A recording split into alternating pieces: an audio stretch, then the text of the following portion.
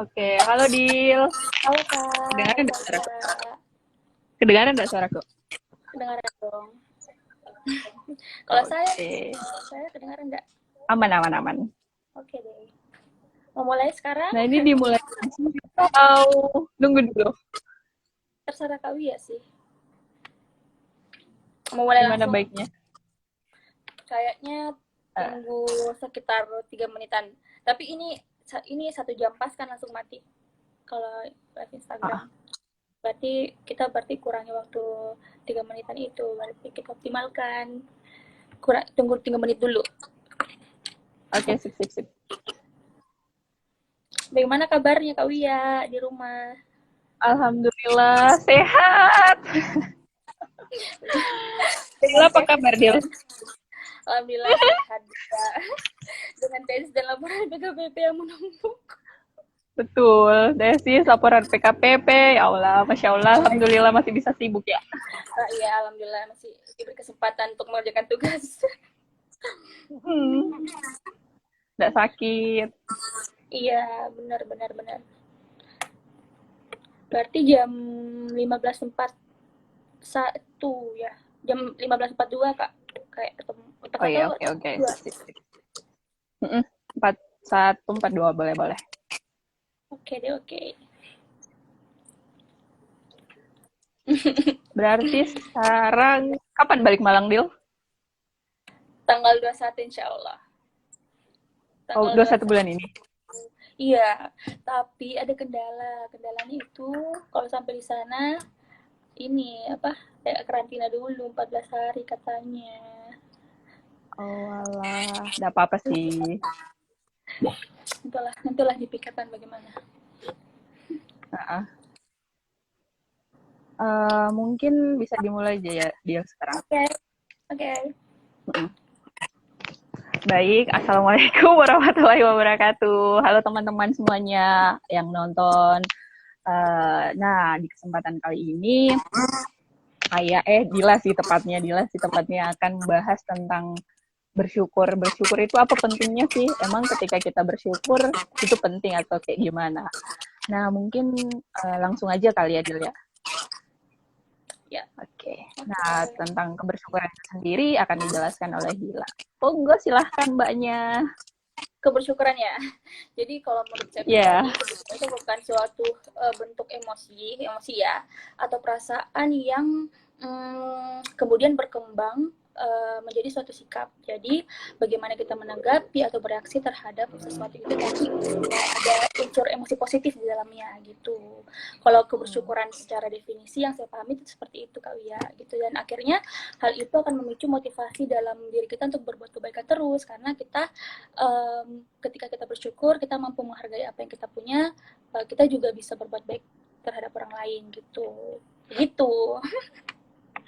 oke. Jadi ketika bersyukur itu adalah emosi ya, tapi Ya, bersyukur di sini lebih ke emosi positif. Karena ini kan iya, yang kayak misalnya, oh alhamdulillah hari ini saya habis ngelakuin ini, ya, atau alhamdulillah hari ini saya masih bisa bernafas kayak gitu ya. ya.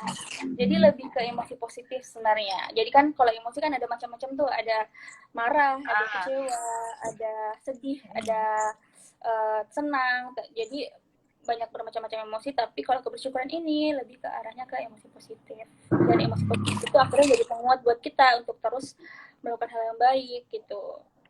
Kayak gitu sih. Oke, berarti dengan kita bersyukur itu menjadi emosi positif, terus akhirnya karena kita punya emosi positif, akhirnya kita terus ingin melakukan hal-hal baik. Seperti itu Ya, ya, betul. kayaknya Dil ya. Benar-benar. Nah, gini, kenapa sih Dil orang mau, misalnya kayak gini, hari ini banyak banget nih pekerjaan, tapi di pekerjaan ini tuh sendiri tuh kayak ribet banget, lelah banget, tapi kita masih tetap bersyukur. Itu memang timbul dari dalam diri kita sendiri atau ada faktor eksternal yang akhirnya buat kita seperti itu? Itu kayak gimana? Sebenarnya kalau misalnya berbicara tentang kebersyukuran itu memang yang paling berperan sih dari dalam diri dulu gitu. Jadi faktor internal dulu baru faktor eksternalnya. Karena kalaupun kita bersyukur, ingin memaksakan diri bersyukur, tapi dalam internalnya kita nggak bersyukur, itu akan ketutup tuh hal-hal positif gitu. Jadi kita nggak bisa melihat hikmah atau memetik suatu hal positif dari suatu kejadian itu gitu. Jadi misalnya kita banyak banget nih kerjaan, tapi kita perlu bersyukur. Jadi kalau kita bersyukur, hal-hal positif lainnya itu kayak terbuka. Misalnya, alhamdulillah hari ini saya sehat, bisa mengerjakan tugas. Alhamdulillah hari ini saya bisa ketemu teman-teman yang baik. Hari ini teman-teman saya juga sehat gitu. Jadi hal-hal seperti itu bisa membuka kemungkinan kebahagiaan lain gitu. Jadi kalau kebersyukuran itu dari dalam diri dulu sih sebenarnya, baru kita bisa melihat hal-hal positif lainnya di luar diri kita gitu. Jadi mulai dari dalam diri dulu. Kayak gitu kali ya. Oh, berarti semuanya memang mulai dalam. Oke. Kalau kita perlu menerapkan kebersihan, soalnya banyak sekali tugas-tugas sekarang, PKPP apa segala macam, laporan tesis dan sebagainya. Nah, kalau kita nggak bersyukur, mungkin akan sulit untuk jalaninya gitu. Oke, berarti emang kebersyukuran itu langsung ya dari pribadi kita sendiri. Dari pribadi kita. Dan kan langsung nih. Oh, bisa sih. Nah, itu yang penting. Gimana melatih kebersyukuran itu? Sebenarnya banyak cara sih sebenarnya, Kak. Kalau misalnya secara nggak terlalu teknis ya, jadi ada dua, ada yang dilatih santai-santai aja ya. Nah, kalau misalnya kan semuanya kan dari pikiran kita sendiri dulu, jadi dari pikiran dulu, terus kita rasa, terus nanti akhirnya terrealisasi dalam perilaku kita. Nah, yang perlu kita kendalikan adalah pikiran kita dulu nih. Jadi pikiran kita ketika ada hal yang negatif, kita segera switch ke positif kan, gitu kan. Kalau dalam CBT kan gitu, jadi di switch ke positif dulu nih. Habis itu, dari kita berpikir positif itu, kita bisa merasakan hal positif dan bisa menerima energi positif dari luar. Kita bisa bersyukur atas diri kita, bersyukur apa yang diberikan oleh orang lain, dan akhirnya kita menginternalisasi itu dan bisa mewujudkan dalam sebuah perilaku gitu. Tapi kalau misalnya ingin teknisnya, kalau misalnya ingin langkah-langkah pastinya, yang ribet, itu bisa dengan ada dua cara. Jadi kalau saya pribadi biasanya menerapkan jurnal kebersyukuran dulu atau pakai gratitude jar. Jadi kayak toples kebersyukuran gitu, Kak. Jadi dua, jadi jurnal gratitude journal dan gratitude jar gitu. Kalau gratitude journal itu saya jelasin langsung ya, Kak ya. Boleh. Kalau gratitude journal itu, jadi setiap malam itu kita pikirkan kira-kira hal apa yang kita syukuri dari hari ini gitu. 3 hal lah gitu yang paling kita syukuri hari ini. Dari hal kecil dulu nih, misalnya masih bisa bernafas, itu penting banget sebenarnya. Jadi akhirnya kondisi kita, otak kita tuh udah terbiasakan, kalau kita sudah terapkan setiap hari, otak kita dibiasakan untuk menangkap hal positif yang bisa kita syukuri gitu. Terus kalau gratitude jar itu lain lagi, jadi kita menyiapkan toples kosong, terus kita hias-hiasi, bisa kita cat, itu biar kita ini aja sih, biar kita lebih semangat aja sih untuk melihat jarnya itu gitu. Toplesnya. Toplesnya itu bisa kita kasih bunga-bunga atau apa ya, terserah sesukanya. Nah, di situ setiap hari tuh, setiap kita upayakan sisihkan waktu untuk menulis hal apa yang ingin, kita lipat-lipat tuh kertasnya, terus kita masukin dalam toples. Nah, nanti entah itu seminggu atau 2 minggu kemudian atau sebulan kemudian, kita lihat nih, wah ternyata banyak banget sih hal yang bisa aku syukuri gitu. Karena ternyata toplesnya udah banyak banget nih, udah setengah nih, padahal baru 1 minggu, udah setengah nih, padahal baru satu minggu, berarti banyak banget hal yang aku syukuri. Ternyata aku juga bisa loh untuk bersyukur gitu. Ternyata banyak banget nikmat yang aku dapatkan di hidup aku saat ini, kayak gitu. Jadi ada 2 cara itu. Cara yang pertama tadi gratitude journal ya, Dil ya. Jadi menuliskan hal-hal yang disyukuri hari ini. Contohnya bernafas, masih bisa bernafas, masih bisa mengerjakan tugas mungkin bagi yang sedang mahasiswa, masih bisa bekerja mungkin bagi yang sudah bekerja. Terus yang tadi yang toples tadi namanya apa, Dil? gratitude jar. Jadi ada 2, gratitude Oh, journaling, jurnal jadi kan dan journaling, terus gratitude jar. Jadi toples itu dijadikan wadah untuk mengukur. Kalau kita ngetes psikologi kan kita ada pretest dan post testnya nih. Nah, gratitude jar, pipiku buka lagi. Kalau gratitude jar itu sebagai, kalau bisa dikatakan kayak post testnya lah. Jadi ketika kita udah bersyukur nih, kita lihat artinya ada takarannya gitu, takaran yang ya, takaran dari kita bersyukur itu gitu, ada gratitude jar itu. Jadi kita lihat, oh ini nih aku bersyukur ternyata sudah sering banget ya, dan udah banyak banget ya hal-hal yang aku bisa syukuri gitu Kak. Jadi biar lebih kita termotivasi aja kalau jar itu. Kalau biar Kalau termotivasi untuk memasukkan ya. Kalau gratitude journal itu fungsinya untuk kita lebih ke membentuk kognisi kita untuk melihat hal-hal positif atau hal-hal yang menyenangkan, pokoknya hal positif lah dari segala yang kita lewati gitu. Jadi apa yang bisa kita syukuri hari ini gitu.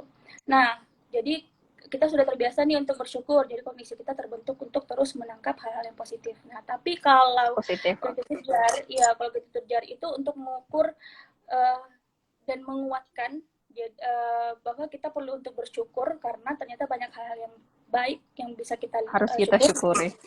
Gitu karena ternyata toples itu udah bertambah nih intensitasnya, atau bertambah nih kertas-kertas di dalam kertasnya itu jadi penguat buat kita buat keseharian harinya terus bersyukur kayak gitu. Oke, berarti teman-teman bisa banget buat mengaplikasikan 2 tadi itu ya, gratitude jar dengan gratitude journal. Ya, yang mana yang nyamannya terserah kalian mau ngambil yang mana. Yang jelas 2 fungsinya itu baik semuanya pokoknya. Kalau Kawia, siapa tahu Kawia punya saran juga untuk meningkatkan kebersyukuran. Kalau saya sih pribadi, ya seperti Dila bilang tadi, itu datangnya memang dari dalam diri. Jadi ketika kita, kalau saya sih ya, kita memang harus melihat sesuatu itu dari sudut pandang, dari banyak sudut pandang. Jadi misalnya mungkin hari ini kita banget tumpukan tugasnya, ya kita dari satu sudut pandang mungkin kita lihat, melelahkan ya ngerjain tesis, ngerjain PKPP, bekerja atau apapun. Nah, tetapi ketika kita lihat dari sudut pandang yang lain, ya kita akhirnya bisa, oh alhamdulillah hari ini saya bisa sibuk, alhamdulillah hari ini saya punya kegiatan dibandingkan dengan orang lain yang mungkin pengen sibuk kayak kita tapi nggak bisa gitu. Jadi ketika kita ingin mensyukuri sesuatu, kita harus melihat sesuatu itu dari banyak sudut pandang. Seperti itu sih menurut saya lakukan selama ini. Ya, setuju. Gitu. Berarti bisa dilatih ya, si kebersyukuran ini tuh bisa dilatih. Ya, bisa banget. Soalnya upayakan sih untuk dilatih sih. Soalnya kan kebersyukuran itu penting banget, Kak. Ternyata banyak penelitian yang mengatakan bahwa korelasi antara kebersyukuran dan kebahagiaan itu sangat kuat gitu. Jadi semakin orang sering bersyukur, semakin orang itu mudah untuk bahagia gitu. Jadi korelasi antara kebersyukuran dan kebahagiaan itu sangat tinggi. Dan apalagi kebersyukuran itu berkorelasi kuat banget sama tingkat kebermaknaan hidup seseorang gitu. Jadi ketika kita semakin sering bersyukur, maka hidup kita merasa lebih bermakna gitu. Karena kan kita sering banget sih orang nanya, apa sih semuanya kebermaknaan hidup itu, terus gimana sih caranya kita mampu untuk bermakna gitu. Apakah aku harus melakukan hal yang baik dulu? Apakah aku harus baru dikatakan bermakna positif dulu gitu? Iya, apakah aku harus setiap hari berkegiatan, setiap hari artinya sibuk gitu kan? Tapi ternyata enggak. Kita bisa dimulai dari hal kecil dulu nih, mensyukuri hal-hal yang ada di sekitar kita, dan itu akan meningkatkan kebermaknaan hidup kita gitu. Kayak gitu, Kak. Oke. Masih banyak lagi sih sebenarnya. Kalau paling banyak sih berperan dalam emosi positif gitu, peningkatan emosi positif. Jadi ketika kita bersyukur, secara langsung emosi positif itu juga akan meningkat. Emosi-emosi positif yang lainnya itu akan meningkat. Seperti itu ya kayaknya Ya, ya, kesimpulan sederhananya, Dil. ya benar Kak. Karena juga itu akan meningkatkan kesejahteraan subjektif kita dan juga sebenarnya secara nggak langsung kita kasih contoh ke orang lain gitu. Misalnya kalau misalnya kita misalnya kita temenan nih, sering banget kita, karena kan emosi itu menular Kak ya, kita sering banget diberitahu Betul. bahwa emosi itu menular. Jadi ketika ketika kita sering bareng-bareng dengan orang-orang yang sering bersyukur, itu otomatis kita kebawa gitu. Tapi kalau misalnya kita sering banget sama orang yang ngeluh, itu kita juga akan tricky banget untuk ke bawah ke arah sana gitu. Jadi memang kita perlu banget untuk memilih juga sih semuanya lingkungan kita yang mana kita bakal sering bareng. Tapi kalau misalnya kita terlanjur udah masuk di circle yang orang-orang sering mengeluh, itu kita mulai.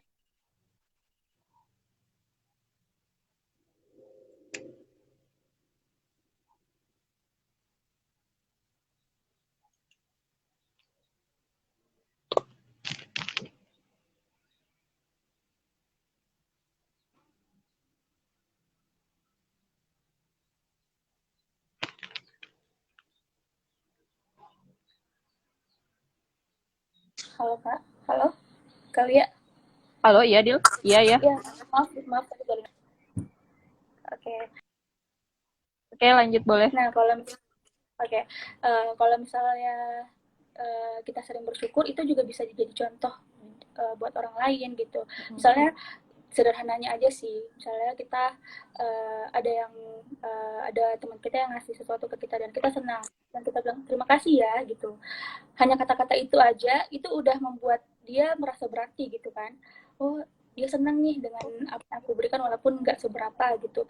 Oh ya berarti untuk menyenangkan orang lain aku juga mau kayak gini deh gitu. Jadi akhirnya teman kita juga itu menerapkan hal itu juga. Jadi akan menjadi suatu pola kayak circle causality gitu Kak jadinya. Jadi kalau misalnya kita kayak gitu. Karena emosi Oke. Nah, tadi kan Dila bilang kalau ketika kita berada di emosi itu menular. Nah, ketika kita berada di lingkungan yang negatif, secara langsung mungkin kita juga akan terikut suasananya. Nah, untuk mengembalikan itu ke positif itu gimana, Dil? Sebenarnya kan kita nggak bisa maksa ya Kak ya. Kalau misalnya orang lain tuh harus ikut positif seperti kita, takutnya jadi toxic positivity gitu. Pernah sering dengar nggak Iya, toxic benar. positivity? Nah itu Sering-sering kan banget. iya, jadi kita nggak bisa maksain, tapi sebenarnya kita bisa untuk mulai dari diri kita aja, mulai dari diri kita sendiri dulu aja gitu. Jadi mulai kita yang sering-sering ucapan terima kasih, terus sering menghargai apa yang orang lain kasih ke kita gitu, dan akhirnya kita bisa menciptakan pola pergaulan yang lebih positif di circle kita itu gitu. Tapi kalau misalnya memang sudah sangat membawa hal dampak negatif, itu upayakan untuk kita mencari Meninggalkan atau bagaimana? meninggalkan, bukan mengurangi aja intensitas sering bersama-sama, tapi kita mencari lingkungan lebih positif untuk mengimbangi itu gitu. Tapi bukan meninggalkan ya, jangan benar-benar memutus hubungan gitu. Cuman bisa mencari yang bisa mengimbangi itu gitu. Kayak gitu Kak Wia. Berarti kita cari pengimbang ya. Intinya ya kayak misalnya ketika di lingkungan kita lebih banyak negatifnya, kita cari yang positif untuk akhirnya kita mengembalikan ke yang lebih positif lagi. Ya, untuk membawa kita menggiring kita kembali ke yang lebih positif lagi. Mungkin kayak gitu ya, Dil ya. Iya benar. Gitu Kak. Nah, mungkin ada yang ingin bertanya, boleh langsung di komen aja. Mau nanya apa, boleh banget. Tentang Kalau kebersyukuran itu sendiri. sambil kita nunggu teman-teman yang nanya, kalau Kak Wia sendiri gimana ininya, pengalamannya kalau misalnya kita ini apa, kalau misalnya ada berada di dalam lingkungan yang kurang positif atau circle yang sering ngeluh, itu kayak gimana Kak Wia? cara Oke, mengantisipasinya. kalau saya sendiri, misalnya nih, kan apa ya, kita nggak bisa nuntut orang untuk menjadi baik, bukan sih? Iya benar. Kita nggak bisa nuntut orang untuk jadi orang baik. Kamu harus jadi orang baik. Kita nggak bisa nuntut itu. Itu hak mereka untuk menjadi seperti apa. Nah, ketika Iya. saya berada di lingkungan itu dan saya tahu orangnya seperti itu, ya sama mungkin yang kayak Dila bilang, kalau saya akan mencari yang lebih positif lagi. Karena pada dasarnya emang positif. Emosi itu menular. Jadi ketika orang ini datang dengan emosi negatifnya, otomatis secara langsung kita pun sebagai penerima itu akan mudah banget menyerap emosi-emosi yang datang seperti itu. Jadi ketika berada di circle yang mungkin lebih negatif, ya kita nggak boleh saya nggak mau berteman sama dia. Ingat loh, setiap pertemuan itu pasti mengajarkan sesuatu hal, meskipun itu mungkin negatif. Tapi kan akhirnya kita tahu bahwa akhirnya dengan seperti itu kita tahu, oh ada loh orang seperti ini. Karena ketemu dengan dia, saya akhirnya tahu ada hal-hal yang seperti ini, gitu. Ya, mungkin kalau dari saya seperti itu. Gitu. Nah, jadi bersyukur ini emang penting banget ya buat dilakukan gitu. Iya benar banget Kak, penting banget kalau saya pribadi ya, soalnya pernah sekali tuh saya kayak kurang bersyukur ya. Kalau pengalaman pribadi itu pernah tuh kurang bersyukur nih, sering nuntut ini, sering nuntut itu, jadi sering kayak menuntut diri menjadi seperti ini, sering menuntut diri menjadi seperti itu. Pokoknya gak bisa menerima deh, pokoknya selalu aja yang harus di-upgrade gitu. Pokoknya upgrade-nya apa-apa, tapi kalau ada aja, pokoknya hal kecil pun perlu ditingkatkan. Akhirnya dampak itu saya bukannya lebih sejahtera, tapi malah lebih kurang bahagia gitu. Jadi kayak iya, jadi kayak ini mau kemana ya, kayak kurang tujuan hidup jadinya gitu, kayak ini mau kemana ya, ini bakal kayak gimana ya ke depannya gitu, ini bakal aku mau ngapain ya gitu. Jadi kayak bingung gitu, gitu, karena kurang bersyukur gitu. Jadi kalau misalnya kayak kan wajar kan ya sebenarnya ketika kita mengeluh, ketika kita ingin meningkatkan kompetensi kita sendiri, misalnya nih setelah kita selesai kuliahnya, kita pengen lagi nih sekolah S3 misalkan, kita pengen lagi nih sekolah S3. Tapi itu kan wajar kan ya sebenarnya. Tapi yang nggak wajar itu ketika kita forsir, ketika kita misalnya kita menginginkan A, tapi sebenarnya yang kita bisa itu adalah cuman si B ini. Jadi kayak kita memaksa diri kita untuk tidak mensyukuri si A. Ya, di luar kemampuan kita. Deal ini ada yang bertanya. Bagaimana cara kita menikmati kesyukuran itu sendiri dalam dunia kerja? Itu sendiri di dalam dunia kerja dalam kondisi pandemi seperti ini, Kak. Oke. Langsung dijawab aja ya. Mungkin bilang. Terima kasih buat yang nanya, Sulkifli. Terima kasih banyak pertanyaannya. Memang kalau masa pandemi ini banyak banget yang berubah ya. Jadi yang dulunya kita kebiasaannya itu gimana, sekarang perlu disesuaikan lagi dengan benar-benar. Memang ada banyak dinamika psikologis yang terjadi dalam diri kita. Jadi penyesuaian diri, terus penyesuaian lingkungan, apalagi nih kebahagiaan mungkin berkurang, terus negativity itu banyak banget, banyak yang ngeluh kan, apalagi dikatakan emosi itu menular, jadi banyak yang ngeluh, jadinya kita juga emosi positif ikut ngeluh. Kita mau susah banget bertahan di dalam itu gitu. Tapi sebenarnya itu kan sebenarnya kita nggak bisa mengubah kondisi di luar diri kita kan. Jadi kita nggak bisa tiba-tiba mengubah kondisi ini menjadi kondisi seperti normal dulu di awal gitu. Jadi yang bisa kita lakukan adalah menyesuaikan dan menerima itu dengan ketika ada stresor yang datang, kita lakukan hal-hal yang kita bikin coping yang bisa mengurangi stresor itu gitu. Karena kan seringkali kita ketika masa pandemi banyak hal yang tiba-tiba mengagetkan, terus kita stres akibat itu gitu. Nah, akibat itu. Nah, kira-kira apa bisa dilakukan dengan relaksasi ketika ada itu, relaksasi itu sudah termasuk penyelesaian juga, jadi salah satu dari penyelesaian diri kita terhadap kondisi pandemi atau stresor yang datang ketika pandemi itu gitu. Misalnya relaksasi nih, ketika ada nggak mungkin kan kita ingin hidup kita tiba-tiba hancur, apa yang kita kerjakan itu hancur hanya karena kondisinya seperti ini gitu. Apa yang kita sudah bangun itu akhirnya benar-benar dari nol karena kondisinya seperti ini. Jadi yang perlu kita lakukan adalah bagaimana kita dealing dari terhadap stresor yang diakibatkan dengan masa pandemi dengan relaksasi. Nah, caranya gimana relaksasi itu? Ini bisa banget diterapkan untuk yang membutuhkan. Kalau misalnya mau diterapkan silahkan.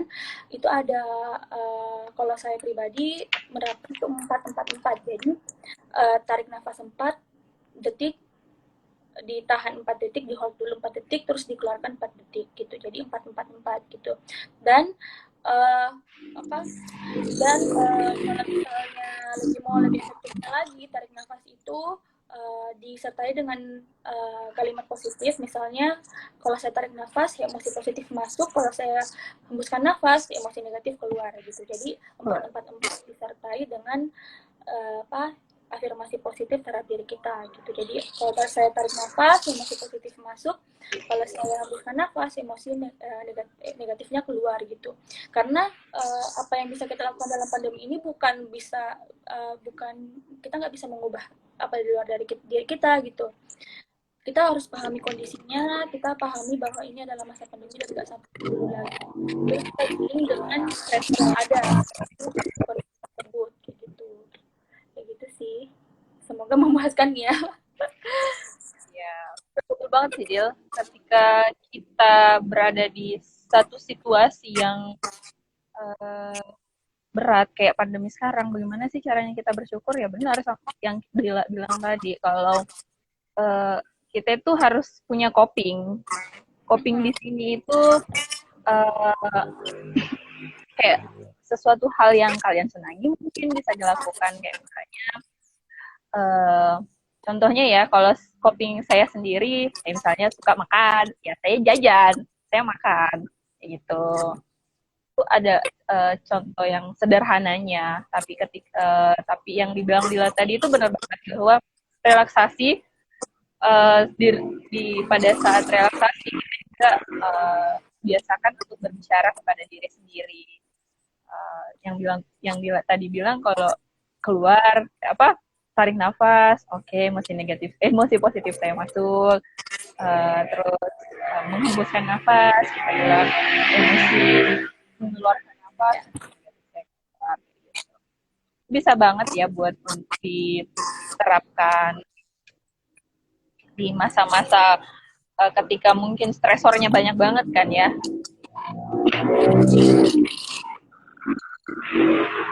Ya Kak. Banget. Itu bisa diterapkan relaksasi tadi. Terus atau yang Dila juga bilang tadi tentang si jurnal. Oh iya, gratitude journal sama gratitude jurnal sama gratitude jar. Itu juga bisa. Ya, bisa. Jadi kalau gratitude jurnal itu lebih ke gimana caranya kita membiasakan pikiran kita untuk melihat hal positif, baik itu dari hal negatif itu sendiri, kita bisa petik sedikit hal positif dari situ. Jadi itu melatih kognisi kita untuk terus menangkap hal positif. Tapi kalau gratitude itu jar, itu mengukur seberapa sering kita bersyukur gitu. Jadi akhirnya itu menjadi penguat kita atau motivasi kita untuk terus bersyukur gitu. Ini ada pertanyaan lagi nih Kak Wia. Ada lagi. Ya. Apa nih? Oke, baik Kak. Terima kasih masukannya Kak. Terus di situasi kondisi seperti ini banyak pengeluaran dibanding pemasukan. dan apa Dan dan rata-rata rata-rata menurutku masih sendiri pasti kurang bersyukur Kak. bersyukur Terus Kak. Nah, ini hmm, gimana? terus ini kan ini Ya. pernyataan ya bukan pertanyaan ya. Terus juga Ini pernyataan. banyak pengeluaran dibanding pemasukan. Ya benar. Dan rata-rata manusia sendiri pasti kurang bersyukur. Ya Iya. kalau kalau misal tapi gini kadang-kadang tuh orang kalau ngeluh belum tentu kurang bersyukur ya. Kadang-kadang ngeluh itu bisa jadi ada rilis emosi gitu. Karena kan ada Mbak Wia pernah dengar nggak ngeluh bisa tapi menyerah jangan gitu. Jadi mungkin ada juga yang menerapkan itu gitu. Jadi kalau kita ngeluh belum tentu itu adalah kurang bersyukur, tapi bisa jadi itu adalah rilis adalah salah satu cara kita untuk rilis emosi dan bisa lebih baik lagi karena setelah mengeluarkan itu, setelah mengeluh itu kita bisa lebih lega. Tapi sebenarnya sebaiknya itu dilakukan dengan cara yang baik gitu. Jadi kalau misalnya mau rilis upayakan mencari cara yang bagus, misalnya mencari teman atau mencari tempat curhat atau tempat cerita yang benar-benar terpercaya gitu. Dialihkan ke hal yang bagus, jangan dibuat jadi mengeluh gitu. Mengeluh. Iya, jadi sebenarnya mengeluh itu boleh ya, tapi jangan keseringan. Karena ketika keseringan itu otomatis akan, oh iya nggak apa-apa kok mengeluh, mengeluh aja. Mengeluh, mengeluh, mengeluh, akhirnya apa yang dikeluhkan itu nggak dikerjain misalnya. Iya, benar. Benar, Kak. Jadi apa ketika apa tadi ya? Nah, untuk membawa diri kita itu menjadi manusia yang sering bersyukur. Apa ini, Dil? Ada lagi, Dil? Untuk meyakinkan orang-orang yang kurang bersyukur tapi masih ingin berjuang terus itu gimana ya, Kak? Untuk meyakinkan orang-orang yang Orang-orang yang kurang bersyukur, tapi masih ingin berjuang. tapi masih ingin berjuang. Apanya yang diperjuangkan dulu? Ini yakin nggak ini kita kan nggak bisa judging ya orang ini kurang bersyukur jadi tapi kalau misalnya sering oleh kita dengarkan aja terus sebenarnya sangat sebenarnya akan sulit juga sih kalau misalnya kita memaksakan orang atau menasihati orang ayo lu bersyukur ayo gini harus bersyukur gini takutnya kita disangka nggak paham, nggak empati. Jadi kalau misalnya ada orang yang sering ngeluh, ada orang yang kayaknya kurang bersyukur, kita dengarkan aja dulu gitu. Apa yang dia keluhkan, kita dengarkan aja dulu, jadi pendengar yang baik dulu, jadi pendengar yang empati dulu, yang paham, jangan dibuat-buat tapi memang dari dalam diri tertarik untuk mendengarkan ceritanya. Lalu setelah itu baru kita kasih masukan. Oh ya, kalau tuh kan ada hal yang baik yang kamu bisa lakukan. Itu bisa tuh diberikan satu motivasi gitu, kayak gitu. Kalau aku sih sarannya sih seperti itu. Iya, benar banget. Kita nggak bisa apa judge orang ya. Orang ini misalnya kurang bersyukur tapi dia ingin berjuang. Kita nggak tahu orang kembali ke humannya. Iya, betul. Kembali ke humannya, kembali ke orang itu sendiri. Ya, kembali ke pribadinya masing-masing sih lebih tepatnya gitu. Tapi supaya nggak berkesan menggurui, sebaiknya pahami dulu. Jadi memang kadang-kadang tuh ada orang yang memang butuh didengarkan gitu. Jadi nggak butuh diberitahu, nggak butuh masukan, tapi memang butuh didengarkan aja. Karena zaman sekarang kan memang sangat sulit tuh untuk mencari orang yang butuh didengarkan, yang bisa mendengarkan dengan baik gitu. Makanya butuh nih psikolog tuh gitu. Nah, akhirnya kita di situ bisa menjadi pendengar yang baik gitu. Nah, ketika kita bisa menjadi pendengar yang baik, itu akan membuka jalan buat orang itu merasa diterima dan mulai bisa bersyukur atas dirinya gitu. Walaupun memang sangat kecil kemungkinan, hanya saja mungkin akan mengurangi bebannya gitu. Dengan kita menjadi pendengar yang baik dulu. Karena sangat sulit sih zaman sekarang tuh orang-orang pada ingin didengarkan sebenarnya. Bener banget. Berlomba-lomba gimana caranya untuk didengarkan, tapi sangat sulit untuk mencari orang yang mau jadi pendengar yang baik gitu. Oke, ada lagi. Saya pendengar. Saya pendengar. Oh, pendengar setia. Pendengar ya. Iya Oh mendengar. ya. Hai wanita, siapa nih wanita siapa nih? Dua-duanya wanita nih. Saya pendengar setia. Ya bagus dong kalau bisa jadi pendengar. Karena emang sekarang orang apa ya sulit ya untuk menjadi pendengar yang baik ya. Kalau emang nggak dilatih yang susah. Ya. Jadi emang misalnya nih kayak saya contohnya cerita ke Dila. Baik Kak, terima kasih. Saya cerita ke Dila terus Dil, saya punya masalah kayak gini, banyak banget. Terus tiba-tiba Dila langsung, iya Kak, saya juga punya gini. Artinya saya yang ingin Iya, mendengar itu akhirnya iya. kan. Akhirnya kan kayak wah ya udah gitu. Berarti Akhirnya, apa yang aku ceritakan uh, nggak penting gitu. nah itu gimana sih sebenarnya Dil untuk bantu kita menjadi orang-orang yang bisa mendengarkan kayak gitu, mendengar ya contoh kecilnya ketika ada teman yang curhat, kita bisa mendengarkan, oh orang ini butuh didengar aja, atau orang ini butuh untuk diberikan masukan. Kalau saya sih Kak memulai dengan ini sih, memulai dengan trust dulu sama orang lain. Jadi sebelum kita bisa mendengarkan orang lain, kita juga harus percaya dulu bahwa diri kita juga bisa didengarkan gitu. Kita harus percaya sama orang lain di luar diri kita gitu.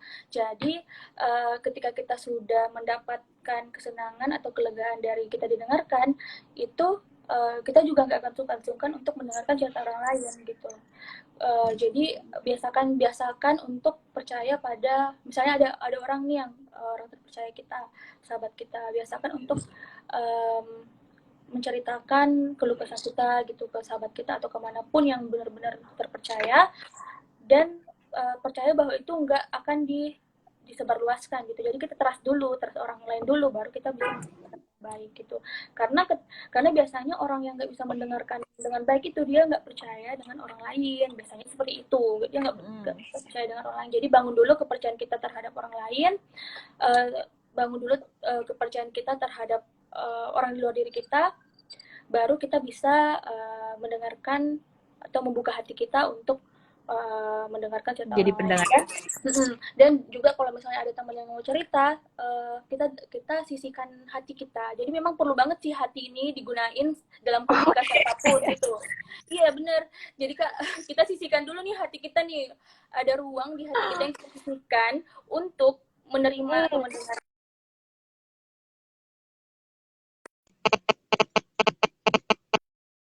sampai gitu. Kayak gitu biar sampai kita sebelum mendengarkan ruang di hati kita bahwa saya ingin mendengarkan orang ini gitu. Jadi empati kita secara nggak langsung itu akan terlihat.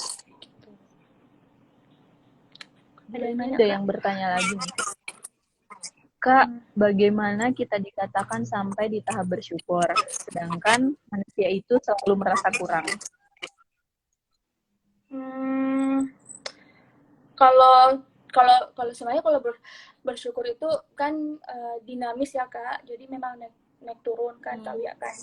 Jadi dinamis naik turun, kadang-kadang kita sering merasa kurang, tapi bagaimana yang penting adalah bagaimana kita dealing terhadap itu. Jadi bagaimana setelah kita bersyukur, setelah kita merasa kurang itu, bagaimana cara kita menghandle itu gitu. Entah itu dengan memulai gratitude journal, entah itu dengan yang seperti yang tadi dibicarakan, entah itu dengan cara gratitude jar, entah itu langsung switch pikiran ke arah yang lebih positif.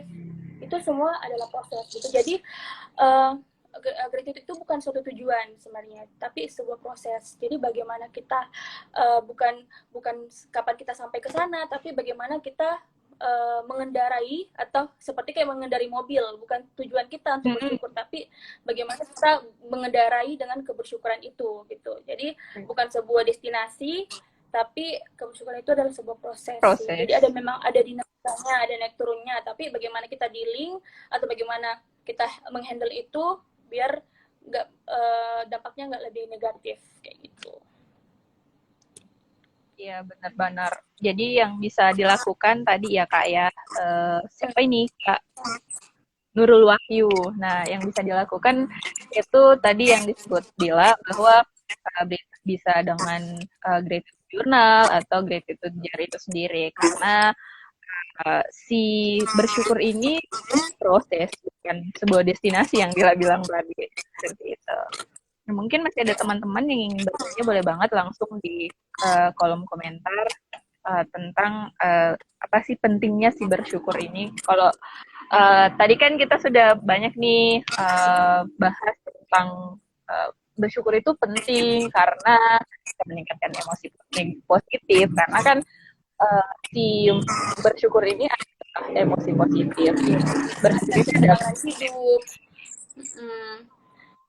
Juga bisa membuat interaksi kita dengan orang lain lebih baik kan, karena kita misalnya kan hal kecil aja, kalau misalnya kita dikasih sesuatu dari orang lain, kita kalau bersyukur kan wujudnya terima kasih ya gitu, jadi ada kata terima kasih ya gitu, itu bisa juga membuat relasi kita dengan orang lain itu lebih baik lah gitu, karena ucapan-ucapan seperti itu, dan orang lain pun juga akan senang ketika memberi, dan itu akan diulang karena ada penguatan, jadi itu akan diulang lagi oleh orang itu gitu. Wah enak ya kalau misalnya ada orang yang berterima kasih pada saya gitu, jadi secara nggak langsung sih kita menularkan kebaikan gitu, kebaikan dan kebaikan gitu sih. berarti terima kasih Nadil. Nah, terima kasih. Oke, oke. Nah, kan terima kasih ini sebenarnya adalah kata yang mudah banget untuk diucapkan, tapi kadang orang lupa untuk sekedar hanya bilang terima kasih ya sudah memberikan saya ini, atau terima kasih ya sudah bantu saya ini. Nah itu kadang orang susah banget untuk sampaikan itu, kayak gitu. Nah itu seperti apa, Del? Sebenarnya bisa dari kebiasaan sih, penanaman dari kecil sih sebenarnya. Kalau saya mikirnya sih memang penanaman dari kecil, misalnya dari kecil tuh sering sudah dibiasakan untuk mengucapkan terima kasih, pola asuhnya gitu sering dibiasakan untuk mengucapkan terima kasih. Tapi kalau misalnya dari kecil memang tidak mendapatkan nilai-nilai itu, semuanya masih bisa dilatih dan masih bisa dibangun. Jadi ingat, pokoknya berterima kasih itu memang dari dalam diri dulu gitu. Berterima kasih terhadap diri kita, bahwa diri kita sudah bisa diajak sibuk, bisa diajak kerja tugas ini dan itu, lalu kita bisa berterima kasih dengan tulus dengan orang lain. Jadi mulai aja dulu dari diri, terima kasih terhadap diri bahwa hari ini bisa sama-sama berjuang gitu, bisa ke satu tempat ke tempat yang lain, itu kuat banget gitu, diri aku tuh kuat banget gitu. Lalu bisalah kita tulus berterima kasih kepada orang lain kayak gitu. Jadi untuk berterima kasih itu intinya ya, sebelum kita keluar, kita lihat diri dulu sendiri, seperti itu kayaknya ya. Ya, benar. Setuju.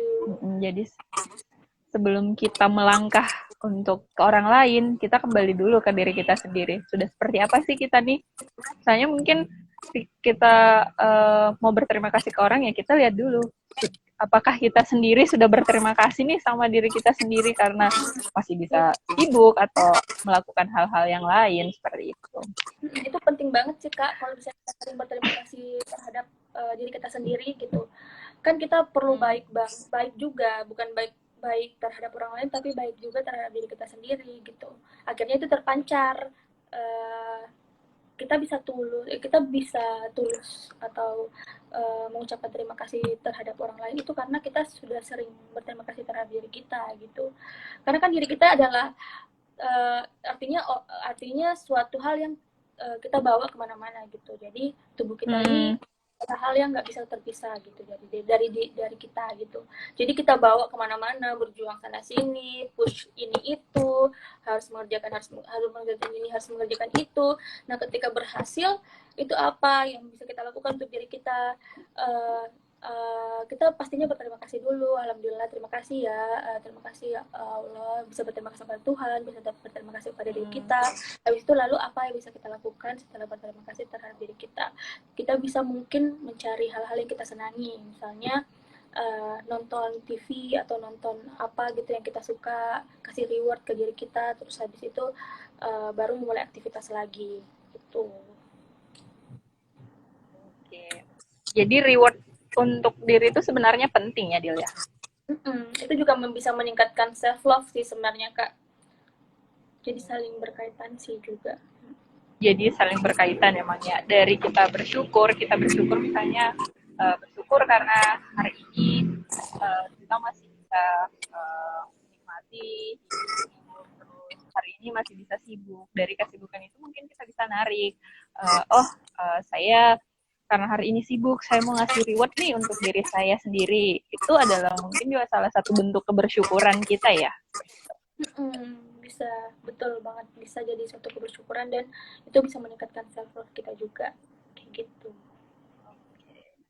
Bisa meningkatkan self love, mencintai diri sendiri itu juga penting banget Karena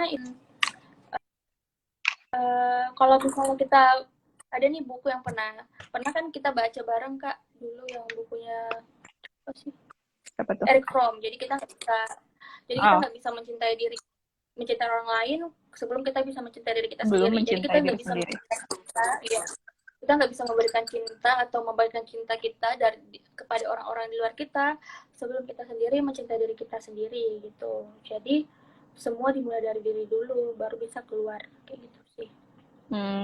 Sama halnya dengan bersyukur, kita nggak bisa maksa orang lain untuk bersyukur sebelum kita sendiri tahu bahwa kita itu sudah bersyukur. Kita tahap kebersyukuran kita sudah sampai mana seperti itu. Jadi dan banyak emang kita nggak bisa menuntut. Iya Kak, iya. Apakah tadi? Jadi kita emang nggak bisa nuntut orang lain untuk jadi seperti apa. Misalnya mungkin yang tadi ada yang bertanya tentang gimana sih buat orang itu biar bisa bersyukur, gimana buat kita sebagai orang lain buat menyadarkan dia untuk selalu bersyukur, itu yang nggak mungkin. Karena bukan nggak mungkin sih, tapi mungkin saja, hanya mungkin sulit. Kita juga. Pada dasarnya bukan kita, itu adalah mereka. Jadi bagaimana kita bersyukur itu ya mungkin akan berbeda dengan bagaimana orang lain. Dan prosesnya pun juga beda sebenarnya. Ada mungkin orang yang bersyukur dari misalnya melihat keluarganya sehat-sehat saja atau apa, kan ada bisa dimulai dari situ dulu, terus bisa membuka kemungkinan ke kebersyukuran yang lainnya gitu. Jadi prosesnya berbeda-beda juga gitu. Tapi untuk mencerminkan kebersyukuran itu kita bisa banget, dan itu bisa berdampak pada orang lain juga yang di luar diri kita gitu sih. Karena memang Kak ada pengalaman sedikit ya. Jadi sempat tuh ada kayak yang pernah cerita sama saya, dia tuh kurang bersyukur dan kurang mencintai dirinya, yang saya tangkap seperti itu. Dan memang dari hasil wawancara pun juga sering banget mengeluhkan banyak hal gitu. Jadi ini yang salah, itu salah gitu. Enggak, aku udah coba masuk nih kayak gini gitu. Enggak benar. Dia nih yang salah, masa sih dia gini gitu. Nah, aku diam dulu nih, lama-lama diam, terus akhirnya tarik kesimpulan, oh dia kurang mencintai dirinya sendiri. Jadi sebagaimanapun dia berjuang menunjukkan bahwa dia adalah yang baik, yang terbaik untuk orang ini gitu, itu nggak akan bisa kena karena kita nggak mencintai diri kita sendiri, nggak sampai gitu. Jadi jadinya akhirnya kita nggak bisa mencintai orang lain sebelum kita bisa mencintai diri kita sendiri gitu. Dan kita nggak bisa bersyukur ketika kita bisa mencintai diri kita sendiri, karena mencintai diri kita sendiri itu akan membuka kemungkinan kita akan melihat hal-hal yang bisa disyukuri. Iya, kayak gitu. Jadi dasarnya itu adalah semuanya menerima dan mencintai diri gitu, baru kita bisa bersyukur kayak gitu. Self love ya. Berarti si self love dan gratitude ini memang saling berkorelasi. Jadi kayak ini sih, kayak apa sih namanya Kak, yang memediasi. Oh iya. Kalau dalam statistik ya ada mediasi moderasinya. Menjadi mediasi antara self love menjadi mediasi antara kebersyukuran dan kebahagiaan kayak gitu. Kebahagiaan hidup seseorang kayak gitu. Itu mungkin bisa dijadikan tesis bagi teman-teman yang bagi teman-teman yang sedang sibuk dengan tesisnya, mungkin bisa dijadikan sebagai penelitiannya. Nah, yang buat orang kadang merasa nggak bersyukur itu apa sih, Dil, sebenarnya? Selain karena dia belum mencintai dirinya sendiri tadi. Kan memang dasarnya mencintai diri sendiri dulu. Yang biasanya membuat orang kurang bersyukur itu karena sering membandingkan diri dengan orang lain. Sering membandingkan diri dengan orang lain gitu. Jadi ini nih, kalau saya pribadi kasih ada prinsipnya aku pegang kalau saya sih. Jadi tuh hidup itu seperti perlombaan di dalam arena motor gitu. Kalau mau mencapai tujuan kita itu kita harus fokus sama depan apa yang kita mau tuju. Kalau misalnya kita sibuk lihat kiri kanan, itu kita bakal jatuh kayak gitu. Jadi gak usah membandingkan diri dengan orang lain deh, kita bakal lambat gitu. Jadi kalau misalnya kita melihat kiri kanan, aduh ini orang nih lebih bagus nih jaketnya, lebih bagus nih helmnya, lebih bagus daripada aku. Nah, kapan fokus untuk mengejar mimpi kita gitu. Jadi kalau saya pribadi, prinsipnya itu adalah hidup itu seperti perlombaan motor sih. Kita kalau mencapai tujuan kita harus fokus ke depan, jangan melihat kiri kanan. Ketika kita melihat kiri kanan, kita bakal goyah kayak gitu. Jadi artinya jangan membandingkan diri dengan orang lain. Fokus aja sama apa yang kita punya, apa yang kita bisa lakukan dengan apa yang kita punya itu, sehingga sampai pada kalian ya. Kayak itu. Kayak gitu sih Kak, kalau saya pribadi. Berarti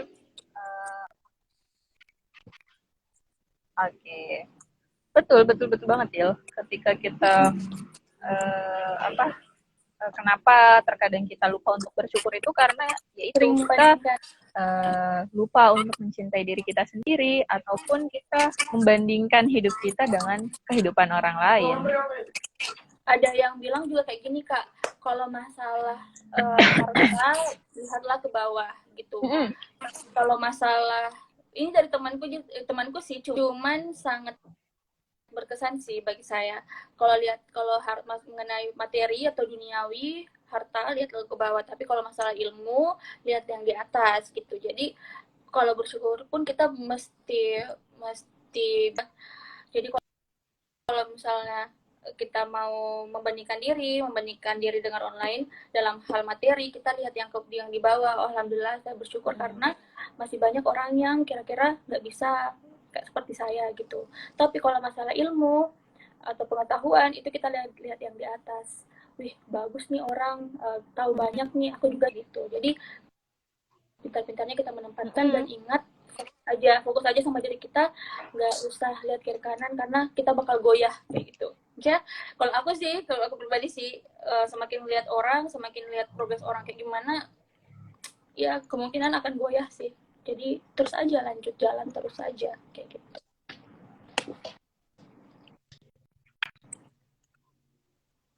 Oke, kayak gitu ya. Berarti selain mencintai diri sendiri, jangan membandingkan hidup kalian dengan orang lain. Terus lihat lagi tadi yang Dila bilang tadi ada dua. Ketika kita untuk berpikir itu kita bisa melihat dari atas, kita bisa melihat ke atas dan kita melihat ke bawah. Ketika mungkin dari segi sosial kita bisa lihat, oh masih ada loh orang di bawah saya yang seperti ini. Akhirnya kita bersyukur sama diri kita sendiri. Nah tapi kita dari segi ilmu kita melihat ke atas, oh orang itu bagus ya, bisa kemampuannya bisa seperti itu, saya juga pengen dong kayak gitu. Ya, benar. Dil, ini di saya lemot jaringannya, Dil. Atau ini gimana ya? Kenapa ya? Nggak tahu, Kak. Kalau di saya bagus aja. Halo, Kak Wia? Halo? Halo, Kak Wia? Iya, ini saya kok lemot ya? Kenapa ya? Ya, halo Dil. Nah, mungkin Dil sebelum menutup bincang-bincang sore ini, iya bincang-bincang ada dua patah kata yang mau Dila sampaikan untuk semua orang yang sedang nonton live kita, atau mungkin ada orang yang akan nonton live kita di selanjutnya seperti itu. Setelah ini, Kalau mungkin Dila mau menyampaikan sesuatu. Kayak closing statement ya. Kalau dari saya sih, cintai dirimu, hargai apa yang kamu punya sekarang, terus terima dirimu apa adanya, lihat potensi dirimu apa dan kembangkan itu, lalu itu akan membuka banyak peluang untuk kamu bersyukur gitu. Dan semakin kita bersyukur, akan semakin bertambah nikmat yang kita dapatkan kayak gitu.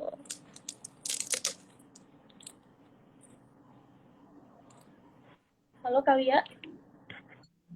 Halo. Oke. Jadi harus menerima diri untuk jangan membandingkan hidup dengan orang lain, untuk bisa agar kita tetap selalu merasa bersyukur atas apa yang kita punya. Yap.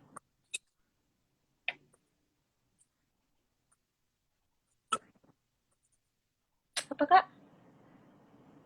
Halo. Nah, Halo. mungkin untuk ya, halo Dil. Halo Dila. Iya Kak, ya. Oke. Nah, mungkin untuk sesi berbagi hari ini, berbagi informasi tentang kebersyukuran, mungkin sampai di sini dulu ya. Kita akan lanjut mungkin di sesi selanjutnya. Terima kasih banyak Dila, terkhusus Dila yang mau menemani saya berbagi tentang kebersyukuran itu apa sih pentingnya. Nah, seperti yang Dila bilang tadi, bahwa kebersyukuran itu bisa meningkatkan emosi positif kita, karena pada dasarnya bersyukur ini adalah sebuah emosi positif. Jadi ketika kita bersyukur, itu akan meningkatkan hal-hal positif lain dalam diri kita gitu. Nah, saya ucapkan terima kasih kepada Dila karena bersedia menemani saya untuk berbagi hari ini. Terus teman-teman yang bertanya juga, terima kasih banyak buat partisipasinya. Thank you.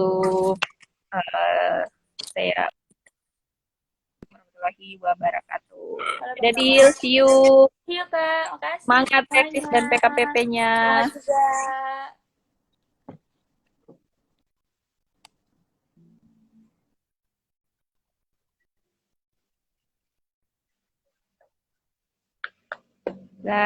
Assalamualaikum.